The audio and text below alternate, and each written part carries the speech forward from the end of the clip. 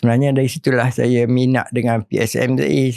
Bila nak pindah, dia orang minta balik nak pindah ke Semenanjung tu. Nak pergi ke mana? Saya cakap, kalau tak ada Kota Baru, pergi Dungun pun okey lah. Dekat situ, dekat grup tu dia akan sediakan nota macam mana nak cakap, nak hack apa semua lah. Secara percuma lah orang share. Ya, kita share. Macam dia orang pun share, saya pun share.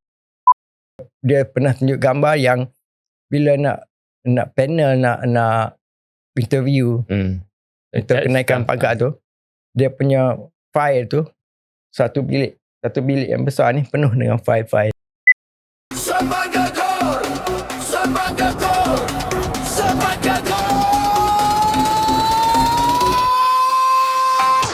Baik, kita kembali ke blog kedua bersama Encik Mazudi Ramdan. Saya sebenarnya dengan Encik Mazudi lama, kita kenal 2008 kot, sejak beliau masuk di sini. Dan kita sebenarnya dua-dua ni tak banyak bercakap sebenarnya.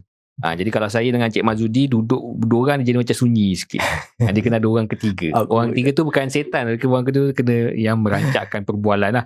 Okay, jadi Encik Mazudi, tadi kita di KK, pengalaman pertama menarik, dan suasana di KK mungkin baru pada Encik Mazudi.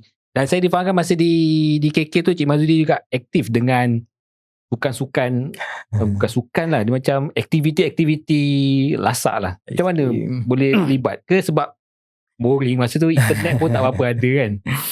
Okay, macam mana masa dekat itu, masa dekat itu saya selalu dah join macam kelab kembara.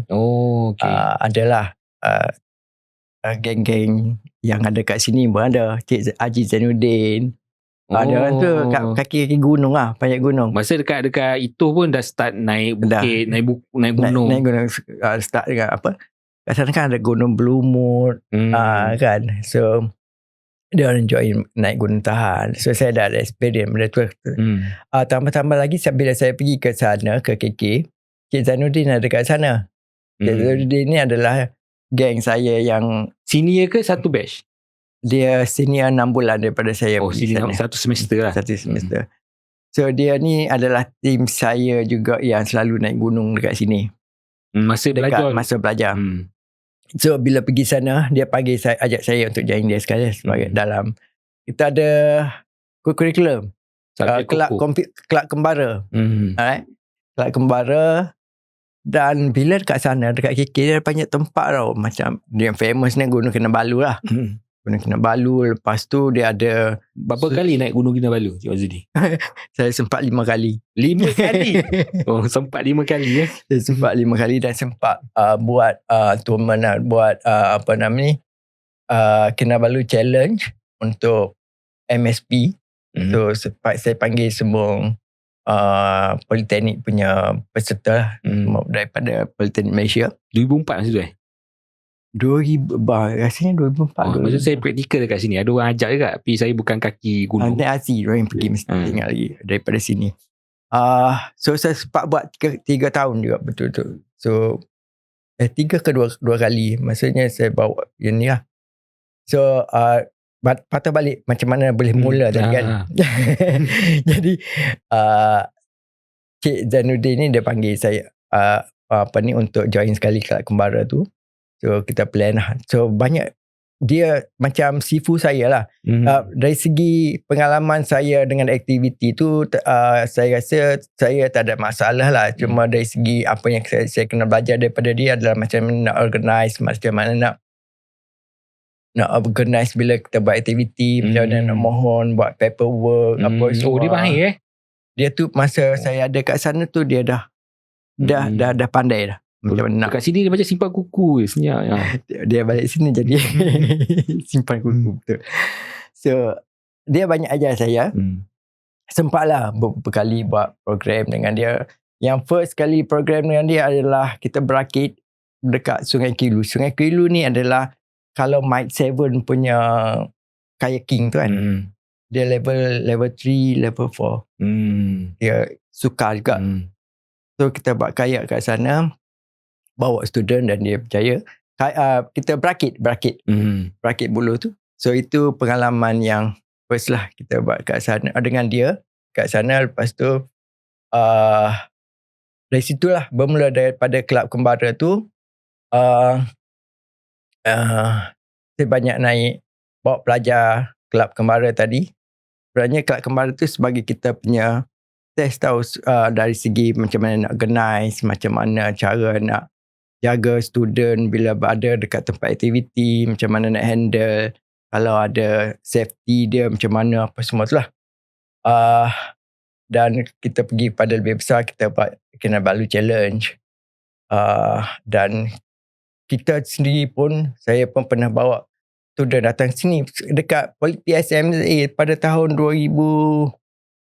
2007-2006 dia ada buat X Game 2007 and dia buat X Game dan saya join, bawa tim saya juga. Ada yang masa tu ada kayak dekat Tasik Puteri dan ada juga kita bawa tim yang wall climbing bawa ke sini. Sebenarnya dari situlah saya minat dengan PSMA. Bila nak pindah, dia orang minta balik nak pindah ke Semenanjung tu. Nak pergi ke mana? Saya cakap, kalau tak ada Kota Baru, pergi Dungun pun okey lah. Sebab masa tu lah saya tengok macam best Dungun ni. Dekat Dungun. So selain daripada benda gitu, yang ekstrim sekali yang kita pernah buat adalah dekat Sabah tu. Saya pernah buat adalah bawa tim untuk terus ke mendaki gunung Terusmadi. Gunung Terusmadi, nama gunung tu di Sabah lah. Dia gunung kedua tertinggi selepas Kinabalu lah. Tapi kurang diwar-warkan dia sangat ekstrim.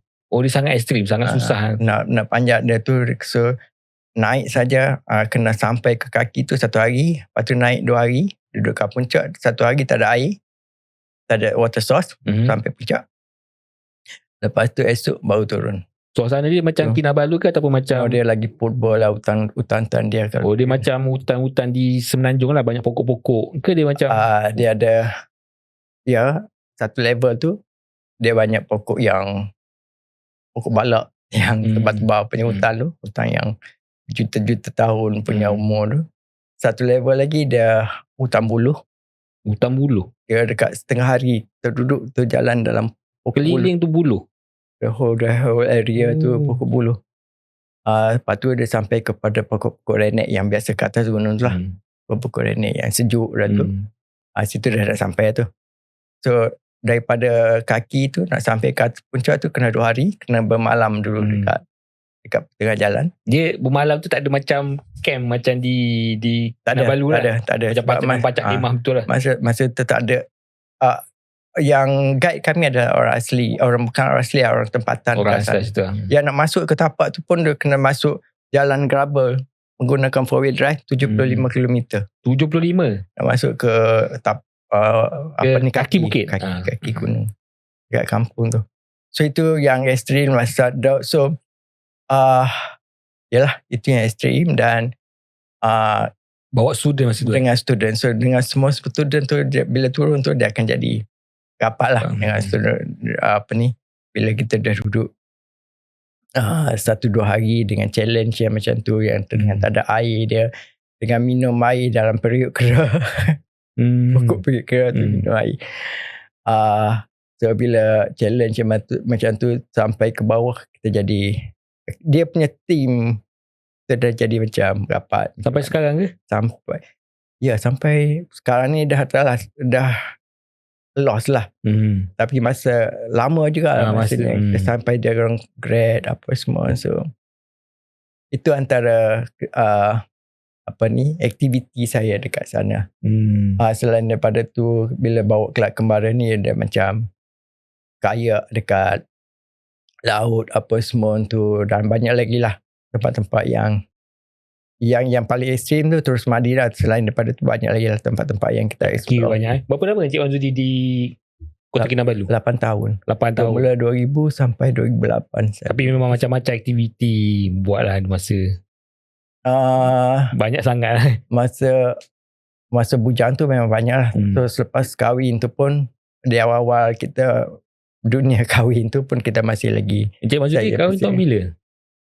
2002. 2002. Okey, 2002. So sempatlah 2 tahun bujang dengan cerita dengan orang sana juga. Ya, saya. Memang sangkut. Isteri saya orang Tawau. Orang Tawau. Bangsa Melayu. Banjar. Bangsa Banjar. Banjar. Dia bahasa Banjar. So itulah antara aktiviti yang saya sempat buat kat sana selain daripada APMP tu biasalah. Ni aktiviti luar tu banyak juga. Ya. Dan saya kalau orang dalam sistem politeknik ni biasa dengan sistem ISIS. Sistem untuk pentadbiran staf politeknik, dan sistem tu antara kepala dia adalah Encik Mazudi. Jadi untuk pengetahuan semua lah. Jadi agak saya hairan jugalah macam mana Encik Mazudi ni background kejuruteraan mekanikal tapi boleh menjadi pakar IT, pakar teknologi. Cuma jago sukan dah tadi dah kan. Usahawannya on the way kan.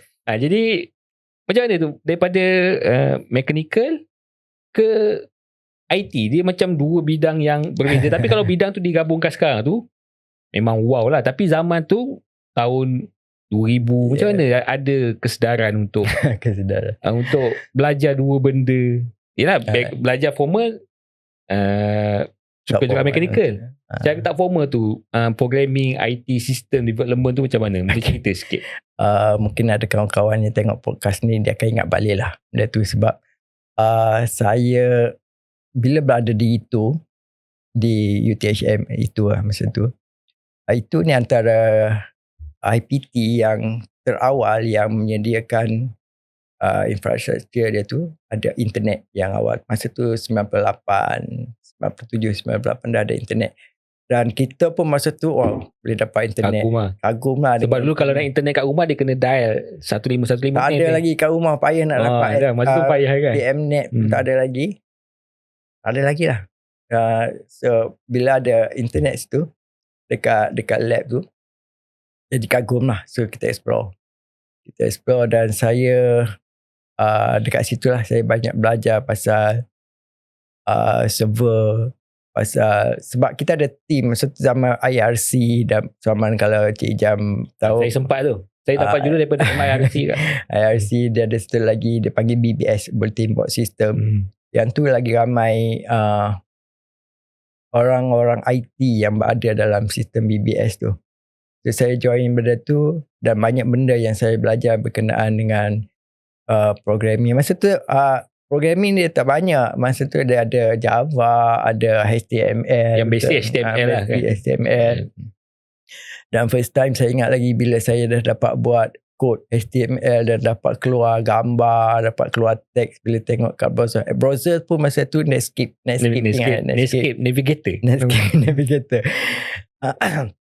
Bila kita buat web, first time web kita buat tu dah dapat keluar teks, dapat keluar gambar. Masa tu local server lagi yang buat lah. Sebab pakai server. Yeah, dia masa tu dia boleh beri access Sebab masa tu dia macam open access lah. Local punya sistem untuk server macam server kita nak pasang dekat komputer kita sendiri tu local tak wujud lagi. Masa tu tak wujud lagi. Teknologi tak ada lagi Tak wujud ataupun saya tak tahulah. Tapi masa tu untuk nak pasang server dekat local tu macam sekarang dia panggil apa? Local host ke apa? Local host apa semua tu tak ada. Pasal saya kena guna server itu nak belajar nak access server itu pun satu pengalaman yang panjang jugalah. Macam nak access dia, nak tengok Unix apa semua tu lah masa dia. Tapi masih tak ada restriction daripada pentadbir tak ada sebab masa tu security dia orang tak tahu lagi sebab internet baru mula. Internet baru mula jadi security tu tak tahu apa sebenarnya yang akan menjadikan masalah apa semua kan. So dia open. Jadi saya boleh guna server tu. Jadi saya upload first file lagi HTML punya kod tu dan boleh papar dekat menggunakan dia ada link dia lah Unix PLSP pakai Unix server di dan first time tengok kita punya kod tu dekat browser. Boleh keluar teks yang besar, teks yang kecil, keluar color, boleh bling-bling, boleh keluar gambar apa semua tu dah teruja lah. So dari situ kita semakin mengembang sehingga ada server-server yang free macam kalau dulu dia ada GeoCity untuk tempat buat kalau macam sekarang ni macam kita buat blogspot apa kan, tapi dulu dia cuma untuk kita nak develop HTML. Dia sediakan satu server GeoCity tu. Ada lagi macam sekarang? Tak ada. Tak ada sekarang? Tahun 2000 sebelum 2000 lagi tahun 2000 lebih dia dah tutup benda tu. So kita banyak belajar kat situ. So bila masa tu banyak kepada static lah. Static website. Maksudnya kalau untuk pendengar semua static maksudnya dia display je. Kita boleh masukkan display. data. Tak ada database apa semua, dia dynamic. So bila saya masuk ke start pergi ke Politeknik KK, saya masih lagi teruja dengan nak coding, buat website apa semua tu. Tapi macam mana belajar masa tu? Google pun tak wujud lagi. Macam mana belajar? Adakah silap buku ke ataupun try and error ke? Sebab saya ada team dalam grup BBS saya. BBS itu. So dekat situ, dekat grup tu dia akan sediakan nota macam mana nak cakap, nak hack apa semua lah. Secara percuma lah orang share. Ya, kita share. Macam dia orang pun share, saya pun share dalam tu. Semua orang boleh share. So semua orang boleh rujuk kepada dalam bulletin board tu lah. Dia panggil bulletin board. So kita belajar. Kalau tak tahu ada isu sikit, tanya orang ni. Kita ada forum lah dulu. Popular forum kan. Ya. Dan kita punya kawan yang sebelah meja komputer tu pun ada yang dia tahu, ada yang kita lebih tahu. Dia ada dalam itu tu sendiri ada geng-geng yang ni lah. Ada grup, kami ada grup yang, dan sampai sekarang pun dia orang ni bijak-bijak IT lah. Okay. So bila pergi ke Poly KK, saya nak gunakan ilmu yang ada, kalau kita tinggal akan hilang benda tu. Saya develop PKK punya website. Masa tu pengarah pun dah bagi green light lah. Kita nak buat benda tu. Tapi static lah. Tapi masa tu ada server di PKK? Ada server di PKK. pkksabah.edu.my. So saya buat website dengan info senarai staff apa semua. Bila dah siap website yang first tu, masa sebelum tak ada website lagi. Tapi masa tu buat pakai coding sepenuh HTML ke ataupun ada software? Saya masa tu ada Dreamweaver. Pakai start Dreamweaver dia ada UI dia kan. Masa tu saya masih lagi guna interface Dreamweaver lah, tak coding sepenuhnya. So bila pengarah tengok, pengarah masa tu Mustafa Umar, dia ada pencen lama. Dia ni adalah seorang yang minat IT. Dia ni lah yang memulakan ISIS. Dia sebelum tu dia panggil IKRIS. Dia ni lah yang memulakan ISIS dekat GPPKK. Dan kebetulan dia duduk kat situ, dia minat. Dia hingga bila saya buat PKK Sabah punya website tu, dia offer saya siap bagi satu kursus. Dia ambil saya seorang pergi kursus dekat KL selama 3 hari dengan advance punya kursus. Bahasa tu saya rasa ASP kot. Kursus luar ni? Kursus luar. Dengan bajet beribu-ribu jugalah. Dia hantar saya dengan dia. Dia pun memang pandai IT jugalah. Dia memang IT lah. Dia tu macam team yang Cik Tajul apa semua yang memulakan ISIS. Tapi sebelum ISIS tu dia panggil nama dia IKRIS. Nama dia IKRIS. Nama asal dia. Nama asal dia. So dia orang ni lah memulakan tu. So dekat situ sebab dia yang memulakan ISIS apa semua, dia dah balik ke KL. Dan saya masih lagi dekat, dia dah balik Putrajaya lah. Saya dekat KK lagi. Dan ada beberapa benda yang macam kalau ada sistem yang kita nak propose untuk guna kat Poli ke apa semua, dia akan ajak saya untuk menilai, untuk dia panggil apa? Testing, penilaian asal apa semua. Dia masih lagi dia akan panggil saya. Sehinggalah saya selain daripada website PKK tu, ada lagi lah sistem-sistem lain yang saya buat kat yang sana. Kecil-kecilan kat sana yang guna macam dalam sistem exam, saya bantu lah exam. Masa tu pakai Access pun dengan VB apa semua kan. masih saya ada bantu dengan adalah beberapa LI punya data apa semua saya ada buat dekat sana. Pakai VB lah situ? VB dengan Access. So dah masa tu jugalah PHP baru start apa semua tu lah. And then bila 2008 saya pindah kat sini, ISIS dah ada lah. ISIS dah ada, dan Mustafa Omar, pengarah saya tadi, dia ada jadi bukan pengarah, dia yang jadi lead. Somebody dia jadi lead untuk ISIS punya developer pada masa tu. Dan dia panggil satu Cik Saran. Cik Saran ni adalah sekarang dia pengarah Sandakan, pengarah Politeknik Sandakan sekarang. Saran ni bila dia panggil, dia sebagai yang uruskan pasal structure untuk database. Database apa semua. Dan Sahran ni pula Cik Sahran ni pula panggil Azmi Ayub dekat Poly KB untuk duduk sekali untuk nak Cik Azmi yang buat SPMP. Ya, SPMP tu.